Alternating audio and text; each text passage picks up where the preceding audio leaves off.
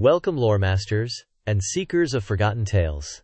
Settle in by the hearth, for the chronicle we open tonight is one of profound hope and immeasurable sorrow. We journeyed back to the First Age, to a time when the fate of Middle-earth was decided upon a field of dust and blood. This is the story of the Nirnaeth Arnoediad, the Battle of Unnumbered Tears. The years following the Dagor Bragalach, the Battle of Sudden Flame, were dark indeed. The great siege of Angband had been broken, and the shadow of Morgoth, the first Dark Lord, stretched long and cold across the lands of Beleriand. The kingdoms of the Elves were scattered, their strength diminished, and a deep despair had begun to poison the hearts of many. Hope was but a flickering ember in a world succumbing to an endless night. Yet, in the east, one beacon of defiance refused to be extinguished. Maedhros the Tall, eldest son of Feanor, who had himself endured the horrors of Angband, conceived of a plan so bold, so audacious, that it might just rekindle the fires of rebellion.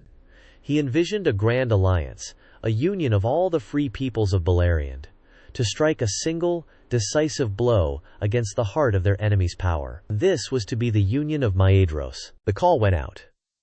From the west, Fingon, High King of the Noldor, answered, mustering the full strength of his realm of Hithlum. From the hidden city of Gondolin, his brother Turgon prepared his secret armies. The hardy Dwarves of Belegost and Nogrod, ancient allies and masterful smiths, pledged their axes to the cause, and the men of the three houses of the Edain, loyal friends to the Elves, stood ready to march alongside them. But the alliance stretched further.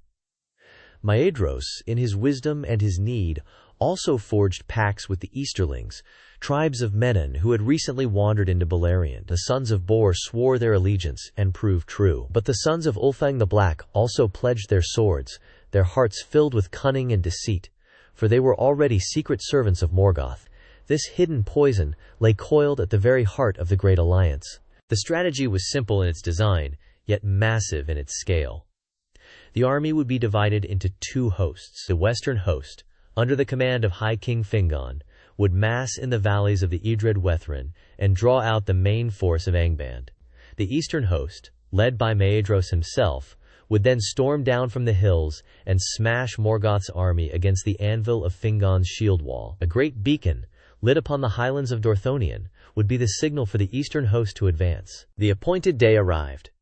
Fingon and his host stood ready, hidden in the passes of the shadowy mountains. With him were the men of Dorlomin, led by the mighty brothers Hurin and Huor, and a small company from the hidden kingdom of Nargothrond, led by the brave but reckless Gwyndor. They watched the barren plain of Anfaglith, the gasping dust, waiting for the signal, waiting for the war to begin. But Morgoth was a master of deceit and psychological warfare.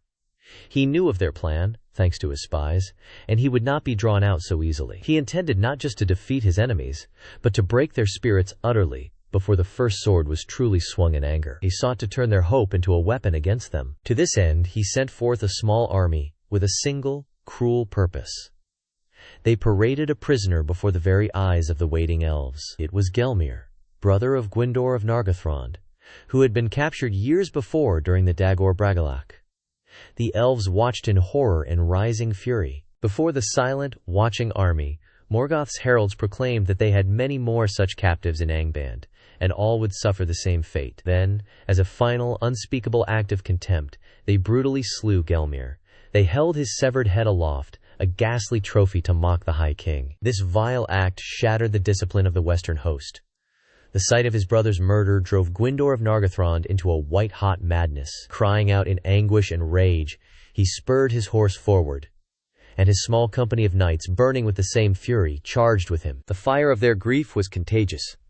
Seeing them charge, and unable to restrain the fury of his own people, the great horn of Fingon, High King of the Noldor, was sounded. With a unified, earth-shaking cry of, Utulian ore, Ata Ilom, the day has come, the night is passing, the entire western host burst from the hills.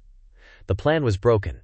The battle had begun on Morgoth's terms. Such was the fury and might of the Noldor in their wrath, that Morgoth's vanguard was utterly annihilated. The Elves and their allies swept across the plain of Anfaglith like a storm, their anger giving them strength beyond measure. Gwyndor and his knights, leading the charge, outpaced them all, their grief making them invincible. They broke through every line of defense, their swords a blur of silver light, and they came to the very gates of Angband itself. They slew the guards upon the threshold, and battered upon the great iron doors, their cries of vengeance echoing in the dark fortress. For a moment, it seemed as if a handful of grieving elves might sunder the very heart of the enemy's stronghold. But this was the heart of the trap.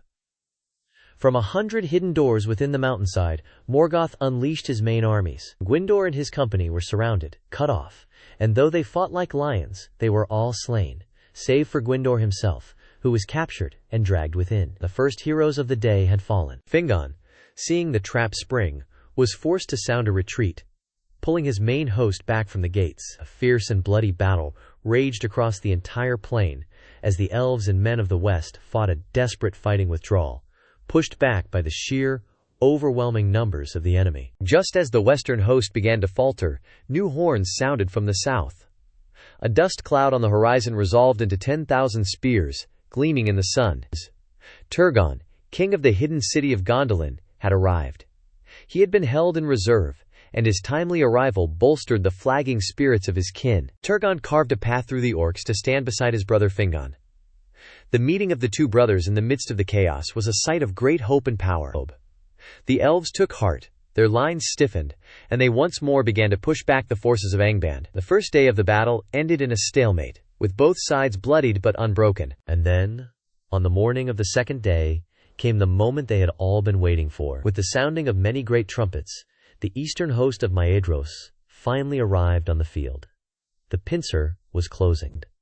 The plan, though delayed and bloodied, seemed to be coming to fruition at last. A great cry of joy and renewed hope went up from Fingon's army. They saw their kin from the east, a mighty host, with the Dwarves of Belegost marching beside them, and their spirits soared. Victory seemed not only possible, but nigh. The armies of the Union of Maedhros began to press their attack from both sides, and the legions of Angband began to break. It was in this exact moment of seeming triumph that the deepest betrayal struck. Uldor the Accursed, chieftain of the Easterlings, sworn to Maedhros, suddenly turned his banners. He and his people, who had been held in the rear, launched a surprise attack directly into the back of Maedhros' host. The treachery was absolute and devastating. At the same time, other Easterling tribes under Morgoth's command, who had feigned a retreat, now turned and attacked from the front. The eastern host was suddenly assailed from three sides at once, caught in a deadly trap of their supposed allies and their enemies. The eastern wing of the Union of Maedhros dissolved into chaos and slaughter. The plans of Maedhros were turned to ruin, and his forces were scattered and overwhelmed. The betrayal of men had doomed them. Yet, the worst was still to come. Seeing the tide turn so decisively, Morgoth unleashed his final, most terrible weapon. From the depths of Angband came Glaurung the Golden, the first and greatest of the dragons. And with him came others of his foul brood, and their coming was like a storm of fire and death that swept across the field. The great dragon was a force of nature, an unstoppable cataclysm of scales and fire. He drove a wedge between the armies of Maedhros and Fingon, ensuring they could never unite. Before his terrible advance, elves and men withered and burned. Morale, already shattered by betrayal, now broke completely. Only one group stood their ground before the dragon's onslaught: the Dwarves of Belegost. Their long custom of smithing and enduring the heat of the forge, combined with the great war masks they wore, gave them greater resistance to the dragon's fire. They formed a grim circle around the great worm, an island of defiance in a sea of terror. Glaurung, in his rage, turned on the dwarves, trampling many and lashing about with tooth and tail. He struck down their king, Lord Azaghal, and crawled over him, but Azaghal, with his last breath and final ounce of strength, thrust his dagger deep into the dragon's belly. The wound was not mortal, but it was deep and painful. Howling in agony, Glaurung could no longer bear the fight. He fled the field, and the rest of his dragon brood, dismayed, followed him back to Angband. The dwarves had achieved what no elf or man could. Then the Dwarves of Belegost performed a final, somber act. They lifted the body of their lord, and in their deep, booming voices, they began to chant a dirge, a funeral song from their mountain halls. They marched from the field, slow and grim, carrying their king. And such was the awe their valor inspired, that no orc dared to hinder their passage. But their departure sealed the fate of the west. With the eastern host shattered and the dwarves gone, the army of High King Fingon was now hopelessly outnumbered and surrounded. Morgoth threw his entire remaining force against them, including Gothmog, Lord of Balrogs, and his terrible brethren. The battle devolved into a desperate last stand. Fingon, the High King, found himself face to face with Gothmog.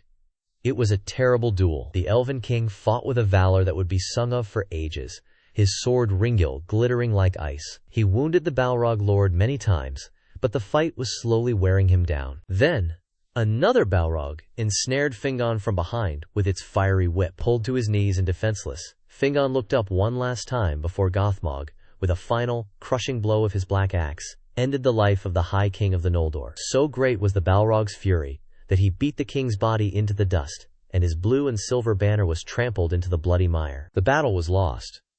All that remained was for the survivors to escape. The men of the House of Hador, led by Hurin and his brother Huor, made a final stand to cover the retreat of King Turgon back to the secret Vale of Gondolin. They formed a living wall of shields and spears across the fens of Secrec, buying time with their lives. There, Huor spoke his last words, a prophecy to Turgon, saying, "From you and from me a new star shall arise. Farewell." Shortly after, he was slain by an arrow to the eye. The men of Dorloman fought until only one remained. Hurin alone stood his ground. His axe smoked with the black blood of the troll guard of Gothmog. Each time he slew an enemy, he would cry aloud, "Are and Tuluva, day shall come again." It is said he shouted this 70 times before he was finally buried under an avalanche of bodies, pinned down and captured alive by the command of Morgoth himself. And so ended the Nirnaeth Arnoediad, the Battle of Unnumbered Tears. The Union of Maedhros was utterly destroyed. The hope of the elves was extinguished. The strength of men was broken.